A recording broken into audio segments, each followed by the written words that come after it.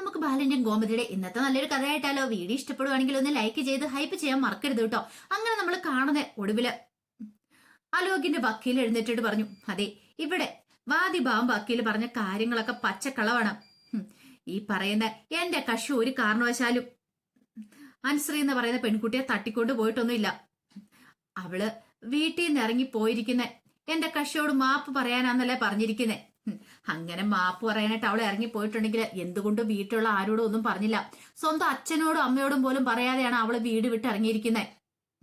അല്ല, അവളെ ഇനി സ്വയം മനസ്സാലെ ഇറങ്ങിപ്പോയതല്ലെന്ന് ഇവിടെ ഒരിടത്തും പറഞ്ഞിട്ടുമില്ല. അവള് സ്വന്തം ഇഷ്ടപ്രകാരമാണ് വീട്ടിൽ നിന്ന് ഇറങ്ങി പോയിരിക്കുന്നത്, പരാതിയിലല്ലെന്ന് പറഞ്ഞിട്ടുമില്ല. ആ സമയത്ത് അൻശ്രീയുടെ വക്കീൽ എഴുന്നിട്ട് പറഞ്ഞു, അതെ, ഇയാൾ ഓരോ നിഗമനങ്ങളിലൊക്കെ എത്തിക്കണം. ഇതൊന്നും അല്ല സത്യാവസ്ഥ. അങ്ങനെ ഒബ്ജക്ഷനൊക്കെ പറഞ്ഞു കഴിഞ്ഞാലും ജഡ്ജി വീണ്ടും അലോകിന്റെ വക്കീലിന് വാദിക്കാനുള്ള അവസരം കൊടുക്കുകയാണ്. ഒടുവിൽ അലോകിന്റെ വക്കീൽ പറഞ്ഞു, സ്വയം മനസ്സാലെയാണ് ഈ പെൺകുട്ടി കല്യാണ തലേന്ന് ഇറങ്ങി തിരിച്ചിരിക്കുന്നത്. എന്റെ കക്ഷിയോട് മാപ്പ് പറയാനാന്നൊക്കെ പറഞ്ഞ് ഇറങ്ങിപ്പോയത്. പക്ഷെ അതൊന്നും അല്ല സത്യാവസ്ഥ. ഈ പെൺകുട്ടിക്ക് കല്യാണത്തിന് താല്പര്യം ഉണ്ടായിരുന്നില്ല. എന്റെ കക്ഷിയോടൊപ്പം ജീവിക്കാനായിട്ടായിരുന്നു അവൾക്ക് താല്പര്യം. അതുകൊണ്ട് എന്റെ കക്ഷിയെ പോയി കണ്ടു. അങ്ങനെ എന്റെ കക്ഷിയെ വിളിച്ചോണ്ട് ഒരു സ്ഥലത്തേക്ക് പോവുക ചെയ്തേ. അവിടെ ചെന്ന് കഴിഞ്ഞിട്ട് എന്റെ കക്ഷിയോട് ആവശ്യപ്പെട്ടു, എനിക്ക് ഈ വിവാഹത്തിന് സമ്മതമല്ല, ഞാൻ ആത്മഹത്യ വരെ ചെയ്യുമെന്ന് പറഞ്ഞു. ഈ വിവാഹം നടന്നു കഴിഞ്ഞിട്ടുണ്ടെങ്കിൽ ഒടുവില് എന്റെ കക്ഷി ആകെപ്പാടെ വിഷമത്തിലായിപ്പോയി. എന്ത് ചെയ്യണം എന്നറിയത്തില്ലാത്തൊരവസ്ഥയായിപ്പോയി. കാരണം സ്നേഹിച്ച പെൺകുട്ടി ആത്മഹത്യ ചെയ്യുമെന്ന് പറഞ്ഞാൽ ഏതൊരു ചെറുപ്പക്കാരനെ സഹിക്കാൻ പറ്റുന്നേ. കാര്യങ്ങളൊക്കെ വളച്ചൊടിക്കുവാണ്. അപ്പോഴേക്കും അൻശ്രീയുടെ വക്കീൽ എഴുന്നേറ്റെന്ന് ഒബ്ജക്ഷൻ പറഞ്ഞു. പക്ഷേങ്കില് വീണ്ടും വാദിക്കാനായിട്ട് ജഡ്ജ് അലോകിന്റെ വക്കീലിന് അവസരം കൊടുത്തു. അപ്പോഴേക്കും അലോകിന്റെ വക്കീല് പറഞ്ഞു, എന്റെ കക്ഷി നിരപരാധിയാണ്. ഈ പെൺകുട്ടി നിർബന്ധിച്ചോണ്ട് മാത്രമാണ്. ഈ പെൺകുട്ടിയാണ് ഓരോ കാര്യങ്ങളൊക്കെ പറഞ്ഞു കൊടുത്തേ. നമുക്ക് രാവിലെ വരെ ഇവിടെ ഇരിക്കാം, രാവിലെ ആയി കഴിയുമ്പോൾ വീട്ടിലേക്ക് ചെല്ലാം. പിന്നെ അവിടെ വെച്ച് ഞാൻ കാര്യങ്ങളൊക്കെ എന്റെ വീട്ടുകാരോട് തുറന്നു പറഞ്ഞോളാന്നൊക്കെ പറഞ്ഞു. അങ്ങനെ പിറ്റേ ദിവസം എന്റെ കക്ഷിയും കൂട്ടിക്കൊണ്ട് ആ പെൺകുട്ടി വീട്ടിലേക്ക് ചെന്നു. അവിടെ ചെല്ലുമ്പോൾ ആ പെൺകുട്ടിയെ കല്യാണം കഴിക്കാൻ പോകുന്ന ചെറുപ്പക്കാരനും എല്ലാവരും ഉണ്ടായിരുന്നു. അവരുടെ മുന്നിൽ വെച്ച് പെൺകുട്ടി തന്റെ കഴുത്തേ കിടക്കുന്ന താലി ഉയർത്തി കാണിച്ചിട്ട് ഇത് അലോക് കിട്ടിയതാന്ന് പറഞ്ഞു. എന്റെ കക്ഷി വരെ ഞെട്ടിപ്പോയി. എന്റെ കക്ഷി ഒരിക്കലും അങ്ങനെ ഒരു കാര്യം ചെയ്തിട്ടുണ്ടായിരുന്നില്ല. എല്ലാരെയും വിശ്വസിപ്പിക്കാനൊക്കെയായിട്ടാണ് ആ പെൺകുട്ടി ശ്രമിച്ചത്. അതെല്ലാം അവളുടെ ഓരോ നാടകങ്ങളും കാര്യങ്ങളൊക്കെ ആയിരുന്നു എന്നൊക്കെ പറഞ്ഞ് ഇങ്ങനെ വാദിക്കുമ്പോഴത്തേനും ആകെപ്പാടെ സമനില ഇട്ടുന്ന പോലെ തോന്നി അനുസരിക്ക്. കാരണം പച്ചക്കള്ളമാണ് അലോകിന്റെ വക്കീല് പറഞ്ഞുകൊണ്ടിരിക്കുന്നത്. ആ സമയം ഗോമതി ചാടി എഴുന്നേറ്റു. ഇല്ല, എന്റെ മോൾ അങ്ങനെ ഒരിക്കലും ചെയ്തിട്ടില്ല. ഈ വക്കീല് വെറുതെ പറയുന്ന കാര്യങ്ങളൊക്കെ വളച്ചൊടിച്ച് എന്റെ മോളെ കുറ്റക്കാരിയാക്കാൻ ശ്രമിക്കുക. എന്റെ മോളെ അത്തരക്കാരിയൊന്നുമില്ല, ഇവൻ കുറ്റം ചെയ്തിട്ടെന്നൊക്കെ പറഞ്ഞുകൊണ്ട് ദേഷ്യപ്പെടുക. അപ്പോഴേക്കും ജഡ്ജി ഓർഡർ എന്ന് പറഞ്ഞു. എന്നിട്ട് പറഞ്ഞു, ഇനി ഒരു തവണ കൂടി നിങ്ങൾ ഇങ്ങനെ കോടതി കാര്യങ്ങൾ തടസ്സപ്പെടുത്തിയിട്ടുണ്ടെങ്കിൽ നിങ്ങൾക്കെതിരെ എനിക്ക് ശക്തമായ ആക്ഷൻ എടുക്കേണ്ട വരുമെന്ന് പറഞ്ഞു. അപ്പോഴേക്കും ബാലന്റെ വീട്ടിൽ ഗോമതിയെ പിടിച്ചിരുത്തുവാണ്. ഗോമതിക്കാണെങ്കിൽ എന്ത് ചെയ്യണമെന്ന് അറിയത്തില്ല. വല്ലാത്തൊരു സങ്കടമായി. കാരണം കാര്യങ്ങളൊക്കെ വളച്ചൊടിച്ച് ഇങ്ങനെ പറയുമ്പോ സത്യമല്ലാതാക്കുമ്പോ ആർക്കാണ് പിന്നെ സങ്കടം വരാതിരിക്കുന്നത്. പിന്നീട് അൻശ്രീയുടെ വക്കീൽ എഴുന്നേറ്റിട്ട് പറഞ്ഞു, അതെ, ഇവിടെ പ്രതിഭാവം വക്കീല് പറഞ്ഞ കാര്യങ്ങളൊക്കെ തെറ്റാണ്. അയാൾ കാര്യങ്ങളൊക്കെ വളച്ചൊടിക്കാൻ ശ്രമിക്കുകയാണ്. ഇതുവരെയായിട്ടും എന്റെ കക്ഷിയെ ബാധിച്ചിട്ടില്ല. അത് മാത്രമല്ല, തെളിവുകൾ കാര്യങ്ങളൊന്നും കോടതിയിൽ ഹാജരാക്കിയിട്ടും ഇല്ലാന്ന് പറഞ്ഞു. അങ്ങനെ കാര്യങ്ങളൊക്കെ സംസാരിച്ചു കഴിഞ്ഞപ്പോഴത്തേനും ജഡ്ജി പറഞ്ഞു, ഇനിയിപ്പം ബാക്കി ബാധിഭാവം വക്കീലിനെ ബാധിക്കുന്നതൊക്കെ ഉച്ച കഴിഞ്ഞിട്ടാവാം, ഉച്ച കഴിഞ്ഞിട്ട് കോടതി കൂടുമ്പോഴാകാന്ന് പറഞ്ഞു. അങ്ങനെ രാവിലത്തെ സെക്ഷൻ കോടതി കഴിയുവാണ്. ഇനിയിപ്പോ ബാക്കി വിസ്താരവും കാര്യങ്ങളൊക്കെ ഉച്ച കഴിഞ്ഞതിന് ശേഷമാണ്. അതിനുശേഷമാണ് അൻശ്രീയെ ഇനി വിസ്തരിക്കാനായിട്ട് പോകുന്നത്.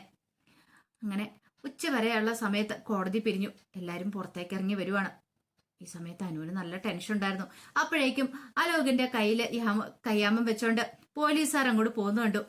അനുശ്രീ ഇങ്ങനെ വല്ലാത്തൊരു ബുദ്ധിമുട്ടോടെ നോക്കുന്നുണ്ടപ്പോ ബാലൻ പറഞ്ഞു, മോളെ, നീ വിഷമിക്കൊന്നും വേണ്ട. അവൻ ചെയ്ത തെറ്റിനുള്ള ശിക്ഷ അവന് കിട്ടിയേ മതിയാവുള്ളൂ.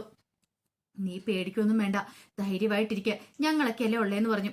അപ്പോഴേക്കും വക്കീല് വന്നിട്ട് പറഞ്ഞു, അത് ശരിയാ, ഉച്ച കഴിഞ്ഞിട്ട് പറയാനുള്ള കാര്യങ്ങളൊക്കെ വളരെ വ്യക്തമായിട്ട് തന്നെ കോടതി പറയണം, എന്താ സംഭവിച്ചതെന്ന്. ആ സമയം അനുശ്രീയുടെ മനസ്സിൽ കൂടെ പല കാര്യങ്ങളും ഇങ്ങനെ കടന്നു പോവുകയാണ്. കാരണം വേറൊന്നുമല്ല, അലോക് തന്നെ തട്ടിക്കൊണ്ടു പോയതും അതിനുശേഷം താൻ തന്റെ കഴുത്തില് അവൻ കൊണ്ടുവന്ന താലിയെടുത്ത് കെട്ടിയതുമായ കാര്യങ്ങളും ഒക്കെ അനുശ്രീയുടെ മനസ്സിൽ കൂടെ ഇങ്ങനെ കടന്നുപോയി. അപ്പോഴാണ് അച്യുതനും അനന്തനും കൂടെ അങ്ങോട്ടേക്ക് വരുന്നത്. അച്യുതൻ വന്നിട്ട് ബാലനോട് പറഞ്ഞു, എടാ ബാല, എന്റെ മോനെ ഞാൻ പുഷ്പം പോലെ ഇറക്കിക്കൊണ്ട് പോകും. കണ്ടോ, ഉച്ച കഴിയുമ്പോ എന്റെ മോന് ജാമ്യം കിട്ടുക തന്നെ ചെയ്യും. അവൻ നിരപരാധിയാന്ന് കോടതിക്ക് മനസ്സിലാവും. നിന്റെ മോളെ നീ ഒന്ന് സൂക്ഷിച്ചോ. നിന്റെ മോൾക്കിട്ടുള്ള പണി വരുന്നുള്ളൂ എന്ന് പറഞ്ഞു. ഇത് കേട്ടപ്പോ ബാലൻ പറഞ്ഞു, ഒരു കാര്യം ചെയ്യുക, നീ ആ വക്കീൽ കോട്ട് ഇട്ടോണ്ട് നീ അകത്തേക്ക് കയറി ബാധിക്കുക, എന്നിട്ട് നിന്റെ മോനെയും വിളിച്ചോണ്ട് പോകാൻ പറഞ്ഞു. എന്താടാ ബാല നീ പറഞ്ഞേ, ഒന്ന് പോടാ അവിടുന്ന്. അതെ, നിന്റെ മോൻ തെറ്റ് ചെയ്തിട്ടുണ്ടെങ്കിൽ അതിനുള്ള ശിക്ഷ കിട്ടുക തന്നെ ചെയ്യൂടാ, അല്ലാതെ വെറുതെ അവനെ വിടാൻ പോകുന്നില്ല. പിന്നെ എന്തിനാടാ ഈ നിയമവും കോടതി എന്നൊക്കെ പറഞ്ഞു. അങ്ങനെ അങ്ങോട്ടും ഇങ്ങോട്ടും ഒന്നും രണ്ടും പറഞ്ഞോട്ട് വഴക്കായി കഴിയുമ്പോഴത്തേനും അനന്തൻ പറഞ്ഞു, അച്യുത വേണ്ട, ഇവിടെ കിടന്നൊരു വഴക്കും പ്രശ്നങ്ങളൊന്നും ഉണ്ടാകണ്ടെന്ന് പറഞ്ഞു. രവിവർമ്മ വക്കീൽ വന്നിട്ട് പറഞ്ഞു, അച്യുത, ഇവിടെ വഴക്കും പ്രശ്നങ്ങളൊന്നും വേണ്ട. കോടതിക്ക് പുറത്തല്ല നമ്മൾ കാണിക്കേണ്ടത്, കോടതിക്കകത്താണ്. കോടതിക്കകത്ത് വെച്ച് ഞാൻ ഇവരെ പൂട്ടിക്കോളാം, ആ കാര്യം ഒന്ന് ഓർത്തിട്ട് പേടിക്കണ്ടെന്നൊക്കെ പറഞ്ഞുകൊണ്ട് അങ്ങനെ ആശ്വസിപ്പിക്കുകയാണ് അച്യുതനെ. അച്യുതൻ അത് കേട്ട് കഴിഞ്ഞപ്പോ ഭയങ്കര സന്തോഷമായി. അച്യുതനെ കൂട്ടിക്കൊണ്ട് അനന്തൻ അങ്ങോട്ടേക്ക് പോയി. ഈ സമയത്ത് വല്ലാത്തൊരു ടെൻഷനോട് കൂടിയിട്ട് ഗോമതി വന്നിട്ട് അനുവിനോട് പറഞ്ഞു, മോള് വിഷമിക്കൊന്നും വേണ്ട കേട്ടോ, മോള് ധൈര്യമായിട്ട് ഇരിക്കാൻ പറഞ്ഞു. പക്ഷെ അനുവിന് ഭയങ്കര ബുദ്ധിമുട്ടുണ്ടായിരുന്നു, തന്നോട് എങ്ങനെയൊക്കെയായിരിക്കും ചോദ്യങ്ങളൊക്കെ വരുന്നതെന്നൊരു ഭയം.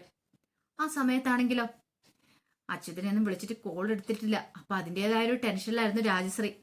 ഈ സമയം നന്ദിനി അങ്ങോട്ട് വന്നു. എന്താ രാജശ്രീ, നീ എന്തിനാ ടെൻഷൻ അടിച്ചിരിക്കുന്നേ? ഇതുവരെയായിട്ട് ഞാൻ അച്യുതേട്ടനെ വിളിച്ചിട്ട് അച്യുതേട്ടൻ കോൾ എടുത്തിട്ടില്ല. അത് പിന്നെ അവര് കോടതിക്കുള്ളിലായിരിക്കും, അതുകൊണ്ടായിരിക്കും കോൾ എടുക്കാത്തെ. നീ അതിന് ഇത്രമാത്രം ടെൻഷൻ അടിച്ചിട്ട് വല്ല കാര്യമുണ്ടോ? നന്ദിതേടത്തിക്ക് അത് പറഞ്ഞാൽ മനസ്സിലാവില്ല. ഇന്ന് എന്റെ മോനെ ഇറക്കിക്കൊണ്ടുവരാന്നും പറഞ്ഞുകൊണ്ട് അച്യുതേട്ടൻ പോയിരിക്കുന്നേ. ഇതുവരെയായിട്ടും ആ രവിവർമ്മ വക്കീൽ ഒരിടത്തും തോറ്റിട്ടില്ല. ആ ഒരു ധൈര്യത്തിലാണ് ഞാൻ ഇരിക്കുന്നേ. നന്ദിത പറഞ്ഞു, പിന്നെ നീ എന്തിനാ ടെൻഷൻ അടിക്കണേ? അതൊക്കെ ഏട്ടത്തിക്ക് പറയാം, എന്റെ വിഷമം എനിക്കല്ലേ അറിയത്തുള്ളൂ. അവള് ആ അനുവാണ് എല്ലാത്തിനും കാരണം, കാണിച്ചു കൊടുക്കുന്നുണ്ട്. എന്റെ മോനെ എങ്ങാനും കോടതി വെറുതെ വിട്ടില്ലെങ്കിലുണ്ടല്ലോ, ഇന്നെന്തൊക്കെ സംഭവിക്കണമെന്ന് എനിക്ക് പോലും അറിയത്തില്ല. ഞാൻ ദേവമംഗലത്തുള്ള ഒന്നിനെയും വെറുതെ വിടത്തില്ല. പിന്നെ ഒരു കാര്യം എനിക്ക് ഏട്ടത്തിയോട് പറയാനുണ്ട്. ഹനു ഇവിടെ നിന്ന് അങ്ങോട്ട് പോയി, അതുപോലെ തന്നെ മിത്രയും കൂട്ടിക്കൊണ്ട് ഏട്ടത്തെ ഇങ്ങോട്ടേക്ക് വരണം. മിത്ര നമ്മുടെ കുട്ടിയാണ്, ഇനി അവൾ അവിടെ ജീവിക്കാൻ പാടില്ല. അവൾ ഈ വീട്ടിൽ വേണം കഴിയാനായിട്ട്. അവളെ പോയി പിടിച്ചോണ്ട് വരണമെന്ന് പറഞ്ഞു. അത് കേട്ടപ്പോ നന്ദിത പറഞ്ഞു, എന്തൊക്കെയാ രാജശ്രീ പറയണെന്ന് ചോദിച്ചു. അതെ, അവളെ കൂട്ടിക്കൊണ്ട് വരണം, എന്നിട്ട് ആരിനും നല്ല ഒന്നാന്തരം പണി കൊടുക്കണം. അവനെ അങ്ങനെ വെറുതെ വിടാൻ പാടില്ല, അവനിട്ടുള്ള പണി കൊടുക്കണമെന്നൊക്കെ പറഞ്ഞു. ഇപ്പം നന്ദിത ചോദിച്ചു, എന്താ രാജശ്രീ ഉദ്ദേശിക്കുന്നത്? എന്താ അവനെ ഇല്ലാതാക്കാനാണെന്ന് ചോദിച്ചു. വേണ്ടി വന്ന അങ്ങനെയും ചെയ്യണമെന്ന് പറഞ്ഞു. അത് കേട്ടപ്പോ നന്ദിത പറഞ്ഞു, ഇതേ മിത്രയുടെ ഭർത്താവ് ആര്യന്, അവനെ ഒന്നും ചെയ്യാൻ ഞാൻ സമ്മതിക്കത്തൊന്നുമില്ല. എന്താ രാജശ്രീയുടെ മനസ്സിലെ ചിന്ത? അലോകിന്റെ ജീവിതം നശിച്ചുപോയി, അതുപോലെ തന്നെ എന്റെ മോളുടെ ജീവിതം നശിക്കണമെന്നാണോ? അതൊരിക്കലും നടക്കാൻ പോകുന്ന കാര്യമൊന്നുമില്ല. എന്താണെങ്കിലും അതിനെക്കുറിച്ച് രാജശ്രീ ചിന്തിക്കുക പോലും വേണ്ടാന്ന് പറഞ്ഞു. അപ്പോഴേക്കാണ് രാജശ്രീയുടെ ഫോൺ ബെല്ലടിച്ചേ. അച്യുതനാണ് വിളിക്കുന്നത്. അച്യുതേട്ടൻ വിളിക്കുന്നുണ്ടോന്ന് പറഞ്ഞ് സന്തോഷത്തോടെ കോൾ എടുത്തു. അച്യുതേട്ടൻ എങ്ങനെയാ കാര്യങ്ങളൊക്കെ, നമ്മുടെ മോനെ വിട്ടോന്നൊക്കെ ചോദിച്ചു. അതെ, ഇനി ഉച്ച കഴിഞ്ഞിട്ടും വാദമുണ്ട്, അതിനുശേഷം എന്താന്ന് വെച്ചാ കോടതി പറയത്തുള്ളൂ. നമ്മുടെ മോനെ ഇറക്കാനായിട്ട് പറ്റും, നീ ധൈര്യമായിട്ടിരിക്കുക. വക്കീൽ ആ വീട്ടിലെ വാദിച്ചോണ്ടിരിക്കണേന്ന് പറഞ്ഞു. രാജശ്രീക്ക് ഭയങ്കര സന്തോഷമാണ്. അങ്ങനെ കോള് കട്ട് ചെയ്തിട്ട് രാജശ്രീ പറഞ്ഞു, ഇന്ന് എന്റെ മോൻ പുറത്തിറങ്ങും, അനുവിനിട്ടുള്ള പണിയാണ് കിട്ടാൻ പോണേന്നൊക്കെ സന്തോഷത്തോടെ പറഞ്ഞ് അകത്തേക്ക് കയറിപ്പോയി. അങ്ങനെ ഉച്ച കഴിഞ്ഞ് കഴിഞ്ഞപ്പോഴത്തേനും വീണ്ടും കോടതി കൂടാൻ സമയമായി. അലോകിനെ കൊണ്ട് പോലീസുകാരങ്ങോട്ട് വന്നു. ഈ സമയത്ത് അനുശ്രീ ഇങ്ങനെ അലോകിനെ നോക്കുകയാണ്. അപ്പോഴേക്കും ബാലൻ പറഞ്ഞു, മോള് ഭയക്കൊന്നും വേണ്ട കേട്ടോ, ധൈര്യമായിട്ട് പറയാനുള്ള കാര്യങ്ങളൊക്കെ നല്ല സത്യസന്ധമായിട്ട് കോടതിയെ ബോധ്യപ്പെടുത്തണമെന്ന് പറഞ്ഞു. അനു പറഞ്ഞു, ഞാനെല്ലാം പറഞ്ഞോളാം അച്ഛാന്ന് പറഞ്ഞു. അങ്ങനെ ഒടുവില് കോടതിക്കുള്ളിലേക്ക് എല്ലാവരും കൂടെ കയറി കോടതി തുടങ്ങി. അനുവിനെ വിസ്തരിക്കാനായിട്ട് വക്കീല് വിളിച്ചു. അനുവിന്റെ വക്കീല് അങ്ങനെ വിളിച്ചിട്ട് അനുവിന്റെ കാര്യങ്ങളൊക്കെ അനുവിനോട് തിരക്കുവാണ്. ഇവിടെ പ്രതിഭാഗം വക്കീല് പറഞ്ഞിട്ടുണ്ടായിരുന്നു, ഇതെല്ലാം കെട്ടിച്ചമച്ച കഥയാണ്, അല്ല അന്ന് ശരിക്കും എന്താ സംഭവിച്ചത്, അതൊന്ന് വിശദീകരിക്കാവൂന്ന് ചോദിച്ചു. അത് കേട്ടുകഴിഞ്ഞപ്പോഴത്തേനും അനുശ്രീ വക്കീലിനെ നോക്കി. ആ സമയത്ത് വക്കീല് പറഞ്ഞു, നിങ്ങളെ അലോക് തട്ടിക്കൊണ്ടുപോയെന്ന് പറഞ്ഞല്ലേ നിങ്ങൾ കേസ് കൊടുത്തിരിക്കുന്നേ, നിങ്ങളെ ശരിക്കും തട്ടിക്കൊണ്ടുപോയതാണോ അതോ നിങ്ങൾ സ്വയം മനസ്സാലെ ഇറങ്ങിപ്പോയതാണോ എന്ന് ചോദിച്ചു. അത് കേട്ടതും അനുശ്രീ പറഞ്ഞു, എന്നെ അയാൾ തട്ടിക്കൊണ്ടുപോയതാണ് അലോക്, ഞാൻ സ്വയം മനസ്സാലെ ഇറങ്ങിപ്പോയതല്ലെന്ന് പറഞ്ഞു. അത് കേട്ടപ്പോ അനുശ്രീ ഒരു ഞെട്ടലോടുകൂടി അലോക് ഇങ്ങനെ നോക്കുകയാണ്. അച്യുതനും അനന്തനും ഒക്കെ ഞെട്ടിപ്പോയി. അനുശ്രീക്ക് സത്യങ്ങൾ മൊത്തം കോടതി വിളിച്ചു പറയാനായിരുന്നു.